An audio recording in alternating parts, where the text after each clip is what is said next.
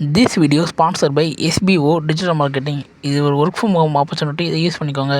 இதில் monthly 21K கிட்ட சம்பாதிக்கலாம். இதில் ஒர்க் பார்த்தீங்கன்னா ரொம்ப ஈஸியாக தான் இருக்கும். இது யார் வேணாலும் பண்ணலாம். இது ரொம்ப ட்ரஸ்டபுளான கம்பெனி தான். இதில் நீங்கள் சேரணும்னா டிஸ்கிரிப்ஷனில் நம்பரை வாட்ஸ்அப்பில் கான்டெக்ட் பண்ணுங்கள். ஸ்கிப் பண்ணாதீங்க. பெரிய தப்பு. தினம் ₹300 சம்பாதிக்க அரிய வாய்ப்பு. இன்ஸ்டாகிராம், ஃபேஸ்புக் பயன்படுத்த தெரிந்தால் போதும். Content post and content publishing மூலமா தினம் ₹300 சம்பாதிக்கலாம். இந்த வேலை செய்ய 5 நிமிடம் போதும். Work training support, group communication support, all language customer live chat support, முக்கியமா சொந்தமா ஒரு பிசினஸ் ஸ்டார்ட் பண்ற அளவுக்கு உங்களால கற்றுக்கொள்ளவும் முடியும், சம்பாதிக்கவும் முடியும். இந்த வேலை வாய்ப்பு வழங்குவது 5 வருடத்திற்கு மேல ரன் ஆகிட்டு இருக்க நம்ம தமிழ்நாட்டு company school of business organisation private limited. மேலும் விவரங்களுக்கு டிஸ்கிரிப்ஷன்ல கொடுத்திருக்க நம்பருக்கு வாட்ஸ்அப் பண்ணுங்க. என திட்டம் லேயால் மேல இருக்கு.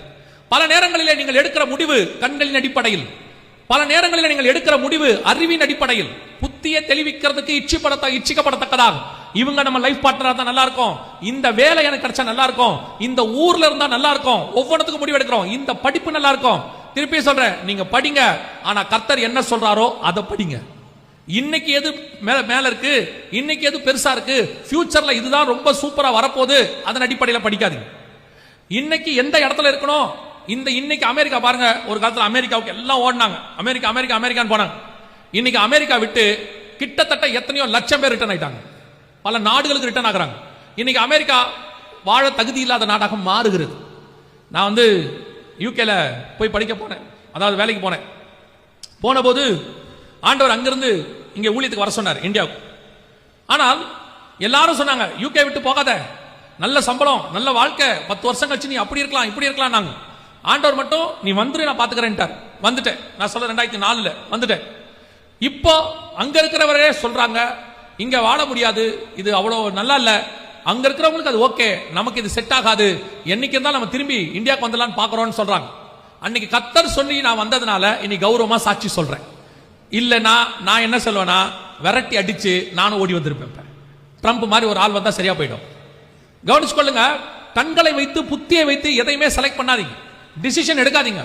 அதுக்கு பின்னால் ஒரு டிராபேக் இருக்கும், டிஸ்அட்வான்டேஜ் இருக்கும். எப்பவுமே தேவனை வச்சு டிசைட் பண்ணணும். கர்த்தருடைய திட்டம் என்னன்னு ஆண்டவர்கிட்ட கேட்கணும். நான் இந்த வேதத்தை வச்சு சொல்றேன், கர்த்தர் கொடுக்கிறது பார்வைக்கு இன்பமா இருக்குமான்னு சொல்ல முடியாது, ஆனால் நிச்சயம் அதுக்குள்ளே ஜீவன் இருக்கும். கர்த்தர் கொடுக்கறதுல நீங்க விரும்புறபடி அது இருக்குமான்னு தெரியாது, ஆனால் அதுல உங்களுக்கான ஃபியூச்சர் இருக்கும், அதுக்குள்ளதான் உங்க ஃபியூச்சர் இருக்கும். டிசிஷன் அப்படி எடுங்க. சிலர்லாம் பார்த்த உடனே செலக்ட் பண்ணிடுறான், பார்த்த உடனே பஸ் ஸ்டாண்ட்ல நிக்கிறான், பார்த்த உடனே செலக்ட் பண்ணிடுறான். இதுதான் தேவ சித்தம்.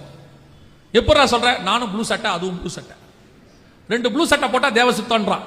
இன்னைக்கு அதான் தேவ சித்தம். வேற ஒரு தேவ சித்தத்துக்கு வேற எதுவுமே கேட்க வேண்டியதே இல்லை, ஜோம் பண்ண வேண்டிய அவசியமே இல்லை. சிலர்லாம் சொல்றாங்க, நான் போனேன் அந்த கோர்ஸ் நான் கேட்காமலேயே கொடுத்துட்டாங்க. கேட்காமலேயே ஆண்டவர் தான் கொடுக்கணும்னு இல்லை, பிசாசும் கொடுக்கும். பிசாசு கூட்டு போய் என்ன பண்ண, ஆண்டவர்கிட்ட மலைக்கு மேல நிறுத்தி என்னை தாழ விழுந்து பணிந்து கொண்டால் எல்லாவற்றையும் நான் உனக்கு, ஏசுநாதர் கேட்டாரா அவனை, எனக்கு ஏதாவது தாப்பான்னு கேட்டாரா? பாருங்க, எல்லா ஆசீர்வாதமும் கர்த்தரிடத்திலிருந்து வருகிறது இல்லை. கர்த்தர் ஆசீர்வதிக்கிறார், இல்லைன்னு சொல்லல, ஆனா எல்லா ஆசீர்வாதமும் எங்க இருந்து வரல, கர்த்தரிடத்திலிருந்து வருகிறது இல்லை. ரொம்ப கேர்ஃபுல்லா இருந்து கொள்ளணும். இன்னைக்கு உன்னுடைய வீழ்ச்சிக்கான முதல்ல காரணம் என்ன அப்படின்னு கேட்டா, உன்னுடைய டிசிஷன். எதன் அடிப்படையில் நீங்கள் தீர்மானிக்கிறீர்கள், எதன் அடிப்படையில் உங்க செலக்ஷன் இருக்கு. உங்க அறிவை பேஸ் பண்ணாதீங்க. நீங்க சில நேரங்களில் சிலருடைய அறிவை பேஸ் பண்ணுவீங்க. அவங்கள கேட்டேன், இவங்களை கேட்டேன், எல்லாரும் ஆலோசனை சொன்னாங்க, யார் வேணாலும் சொல்லட்டும். அதிசயமான ஆலோசனை கர்த்தர் ஒருத்தர் மேல உட்கார்ந்து இருக்கிறார், வண்டர்ஃபுல் கவுன்சிலர். அவர் என்ன சொல்றாருன்னு பாருங்க. அவர் சொல்லுகிறபடி ஒரு முடிவு எடுங்க, அந்த முடிவு உங்க வாழ்க்கையில் மிக நல்லதாக இருக்கும். அல்லேலூயா. ஒரு வாலிப பிள்ளை நீட் எழுதணும்னு சொல்லி அவ எழுதுனா, நீட்ல ஃபெயில் ஆயிட்டான்.